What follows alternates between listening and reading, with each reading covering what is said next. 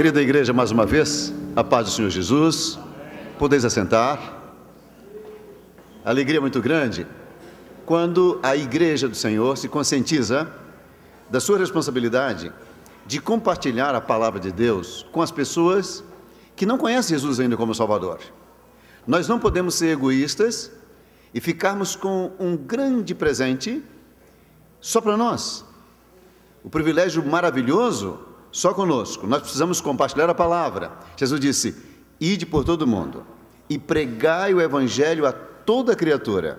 Quem crer e for batizado será salvo. Ele disse que era para nós irmos e fazer discípulos de todas as nações, ensinando e batizando em nome do Pai, do Filho e do Espírito Santo. Então veja só, esta igreja tem uma consciência evangelística. Ela não é uma igreja somente evangélica. A igreja evangélica olha só para dentro das quatro paredes. Elas fazem festas, celebrações, e os irmãos confraternizam. Isso é muito bom, mas uma igreja só evangélica, ela não vê os perdidos, as pessoas que estão longe, que não conhecem a luz do evangelho. A igreja tem que ser evangélica e evangelística, uma igreja que olha para as pessoas da cidade e vai atrás. A igreja Assembleia de Deus no Lajeado está no ano do crescimento, ganhando mais um. Nós tivemos então 23 novos membros da igreja. As congregações já têm vários candidatos se preparando para o próximo batismo. Os irmãos imaginam o próximo batismo, ele será muito maior, ele será o dobro o próximo batismo. Será o dobro, muito mais. E nós teremos então muitas adesões, como estão acontecendo. O pastor da igreja, em breve, vai passar o relatório do crescimento já que está. O número de pessoas que voltaram, que aderiram, que estão aqui vindo de outros lugares que estavam desativados, sem servir ao Senhor, e da igreja que está crescendo. Você viu o tanto de criança também? Aí é bom, cresce também por natalidade, por nascimento. É bom, quando os irmãos se casam, que têm filhos, a igreja cresce. Toda igreja que tem muitas crianças é uma igreja alegre. Que maravilha! Então eu quero cumprimentar o meu amigo, querido pastor Aldino Krieger, pastor Gilberto, vice-presidente, o corpo ministerial, a equipe pastoral. Vocês estão de parabéns, e os céus, o trono que está alegre, por causa da dedicação, do esmero, do zelo com a obra de Deus, né? A gente se sente contente ao ver resultado, assim como você que é um profissional liberal, um empresário, quando você vê resultado do seu trabalho, você não fica contente? Eu fico contente quando tenho alguma atividade que eu vejo resultados, ver os resultados da obra de Deus. Jesus disse: eu quero que vades e deis frutos, e o vosso fruto permaneça. Então nós fomos chamados para crescer, não é? Essa é a vocação do crente, daquele que conhece Jesus como Salvador. Parabéns por você que está aqui essa noite. Você fez a melhor escolha da noite de domingo. Assistir lá o bom programa de televisão, bom. Estar com os amigos, excelente. Só que aqui é super excelente. Você fez a melhor escolha essa noite, viu? Eu quero falar sobre os alicerces, os fundamentos, os pilares da vida cristã, da vida espiritual, sobre os principais. Então, abra a sua Bíblia comigo. Nós vamos ler o que está em Mateus 7, os versículos 24 e 25. Portanto, todo aquele que ouve as minhas palavras e as pratica, será semelhante ao homem prudente que edificou a sua casa sobre a rocha. Desceu a chuva, transbordaram os rios, sopraram os ventos e deram contra aquela casa. Contudo, ela não caiu, porque estava edificada sobre a rocha. Amém.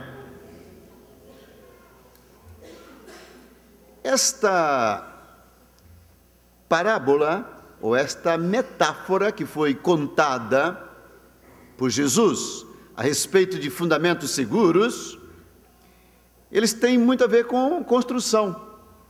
E todo mestre de obra, engenheiros, pedreiros, alguém que tem alguma noção, você que já construiu uma meia-água, uma casinha, ou uma casa grande, um prédio, você fez alguma edificação, você fez até um muro, você sabe do que Jesus está falando. Nós que brincamos quando crianças, com aqueles castelinhos de areia, quem viveu próximo de praia, teve muita experiência com isso, fazia o castelo bonito, e aí vem a onda e leva tudo, porque é de areia.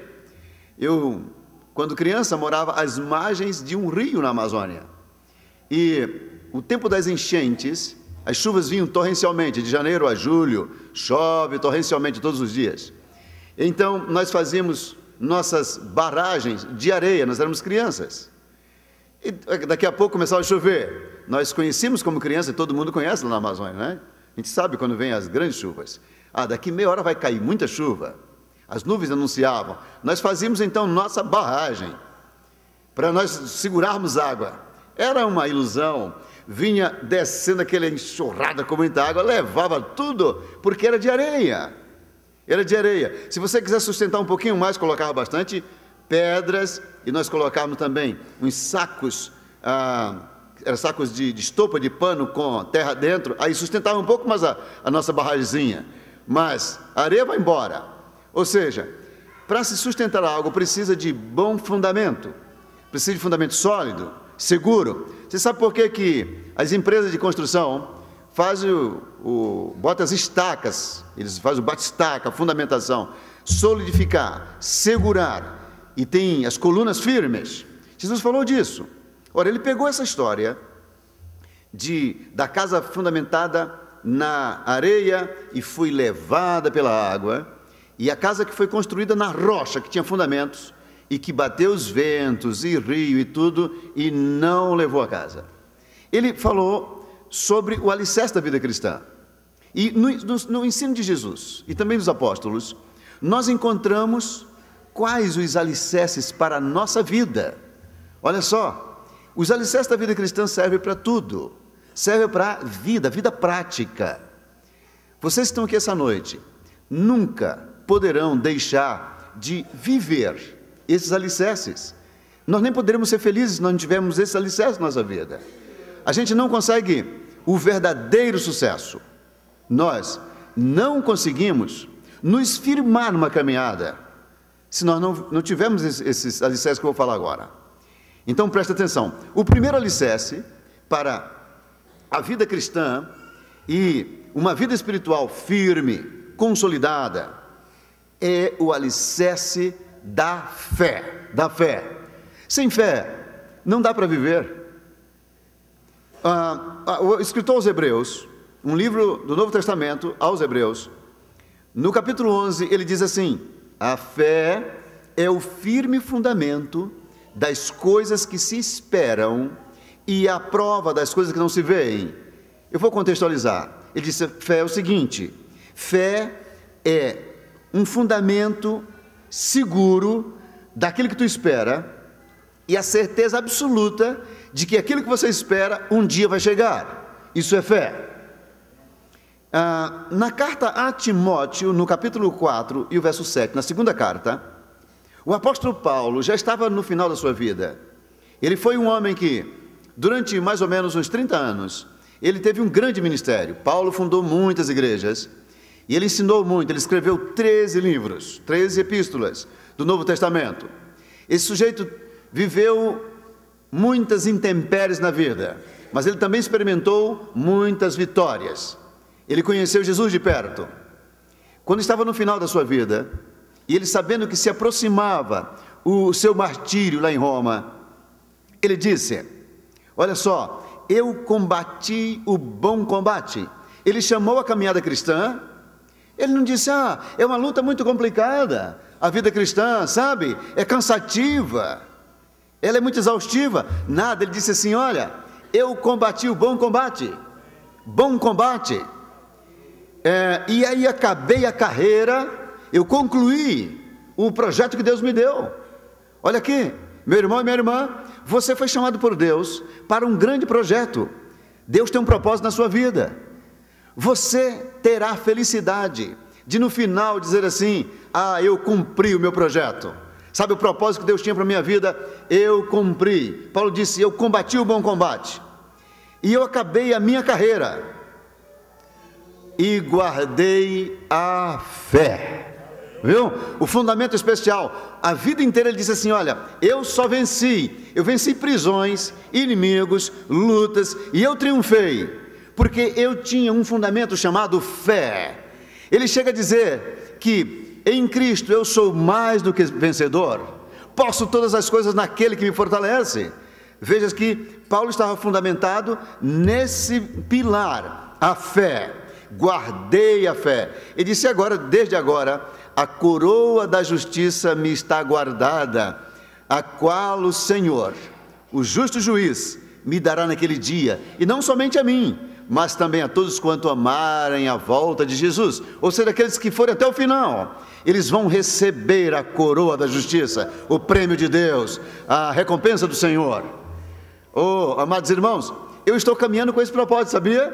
Aqui na terra eu tenho trabalho, empresa, profissão, atividades, mas sabe qual é o meu grande propósito? É este dia, a coroa da justiça, que me está guardada até aquele dia lá, está me esperando.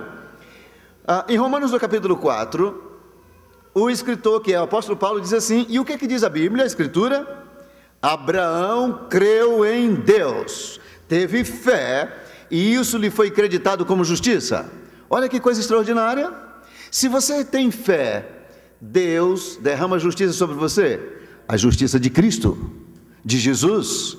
Justiça fala sobre um manto que nos protege.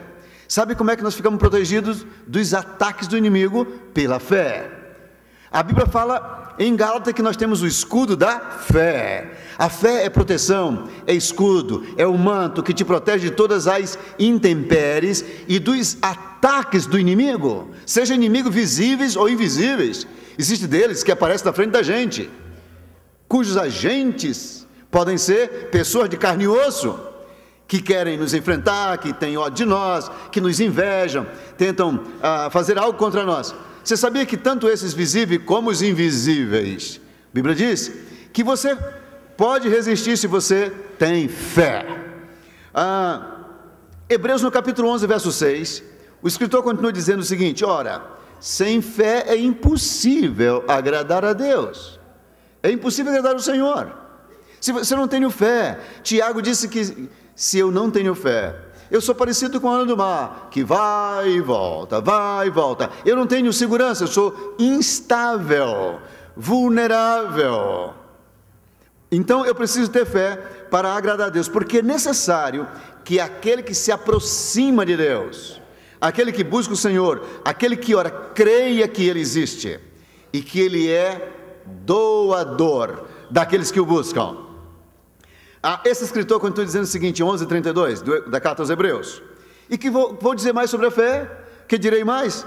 Certamente ia me faltar tempo para falar sobre Gideão, e sobre Baraque, e Sansão, e Jefté, e Davi, e Samuel, e dos profetas, como eles venceram pela fé. É muito interessante. Então, o primeiro pilar, presta atenção, fé. Pastor, mas a minha fé é bem pequenininha. Parabéns para você, parabéns. Jesus disse que quem tiver uma fé bem pequena, mesmo pequena, ele é capaz de fazer até montes, se deslocar de um lugar para outro. Ou seja, ele está dizendo, você tem uma pequena fé, pois você tem um poder extraordinário na mão, dado por Deus, para fazer coisas extraordinárias, coisa que está para além da tua capacidade.